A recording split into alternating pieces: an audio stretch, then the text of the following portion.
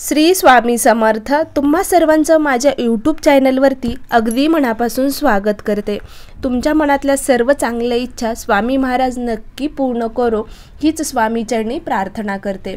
आणि आजच्या व्हिडिओला सुरुवात करूया। तर सौंदर्यासाठी वरदान अशी मानली जाते कोरफड। केसांसाठी तर उत्तम आहेच, पण त्वचेसाठी सुद्धा अत्यंत गुणकारी असते। अनेक आयुर्वेदिक औषधामध्ये या कोरफडीचा वापर केला जातो।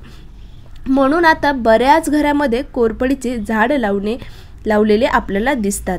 जिथे जागा मिळेल तिथे ही कोरफड लावतात। म्हणजे बाल्कनीमध्ये तर किंवा अंगणामध्ये देखील ही कोरफड लावली जाते। पण कोरफड घरात लावणे वास्तुशास्त्रानुसार योग्य आहे का?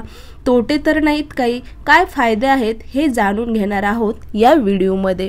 तर त्या अगोदर अशीच माहितीपूर्ण व्हिडिओ बघण्यासाठी आणि देवदेवतांची पूजा, सेवा, उपासना कशा प्रकारे करायची यासाठी माझ्या चॅनलला नक्की सबस्क्राईब करा। आणि व्हिडिओ आवडत असतील तर कमेंट करून नक्की सांगा। कसं आहे ना, वास्तुशास्त्रामध्ये प्रत्येक गोष्टीला विशेष अशी ऊर्जा असते असं सांगितलं जातं। म्हणजे घरात किंवा घरातील वस्तूच नाही तर झाडे, वनस्पती यांच्यामध्ये सुद्धा एक प्रकारची ऊर्जा असते।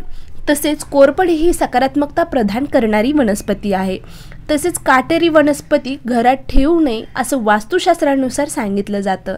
त्याला अपवाद ही कोरफड आहे।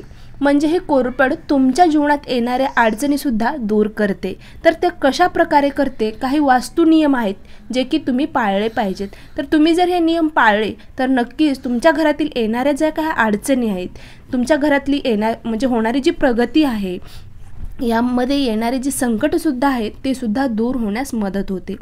तर घरात कोरफड लावणे हे वास्तुशास्त्रानुसार खूप शुभ मानले जाते। जर तुम्ही तुमच्या घरामध्ये या कोरफडीचं रोप लावलं तर नक्कीच तुमचं सौभाग्यसुद्धा वाढते। त्याचबरोबर घरात येणारं सुख, यश, समृद्धी व्हावे जर असे वाटत असेल तुम्हाला तर नक्कीच आपल्या घरामध्ये कोरफडीचं रोप तुम्ही लावा। कोरफडीमध्ये नकारात्मकता ऊर्जा जी आहे ती खेचून घेण्याचं मोठी शक्ती असते। म्हणून आपण बघतो जर घरात कोणाला नजर लागली तर कोरफडीचे म्हणजे कोरफड 7 वेळेस उतरून टाकून दिली जाते कचऱ्यामध्ये। म्हणजेच नजरदोष सुद्धा दूर होतो या कोरफडीमुळे। त्याचबरोबर या कोरफडीच्या रोपाला जास्त पाण्याची गरज सुद्धा लागत नाही। म्हणून हे थोडक्या पाण्यात आणि हवेवर जगू शकणारं वनस्पती आहे।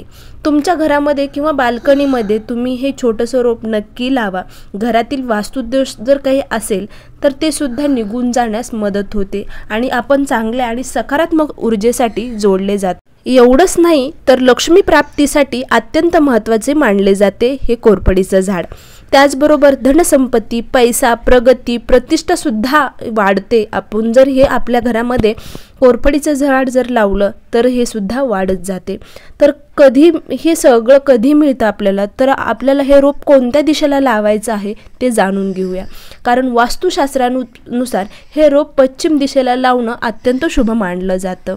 त्याशिवाय तुम्ही तुमच्या घराच्या आग्नेय कोपऱ्यात सुद्धा लावू शकतात। त्यामुळे घरातली म्हणजे तुम्ही जर हे झाड जर तुमच्या घरामध्ये लावलं तर घरातली सकारात्मकता शक्ती वाढेल, घरामध्ये प्रसन्न होईल। घरातलं वातावरण प्रसन्न झालं की घरातले व्यक्तीसुद्धा प्रसन्न होतील। तर तुम्हाला माहीतच आहे की घरामधलं जर वातावरण प्रसन्न असेल तर त्या घरामध्ये नक्कीच लक्ष्मी मातेचा वास असतो असं म्हणतात। तर त्याबरोबरच लक्ष्मी मातेचा घरामध्ये आपला वास असेल, आपलं घर प्रसन्न होत असेल तर त्याबरोबरच आपल्या लक्ष्मी मातेबरोबरच धनसंपत्ती, पैसा, प्रगती, प्रतिष्ठासुद्धा आपली वाढणार आहे। त्यामुळं तुम्ही तुमच्या घरामध्ये नक्कीच या कोरफडीचं रोप लावा आणि घरातलं वातावरण अतिशय प्रसन्न, पवित्र करा। नक्कीच तुमच्या घरामध्ये माता लक्ष्मीचा वास देखील राहील।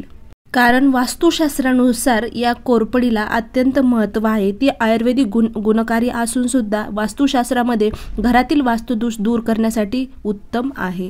तर या प्रकारचा आजचा व्हिडिओ होता। व्हिडिओ आवडला असेल तर नक्की लाईक करा, शेअर करा आणि सबस्क्राईब करायला मात्र विसरू नका।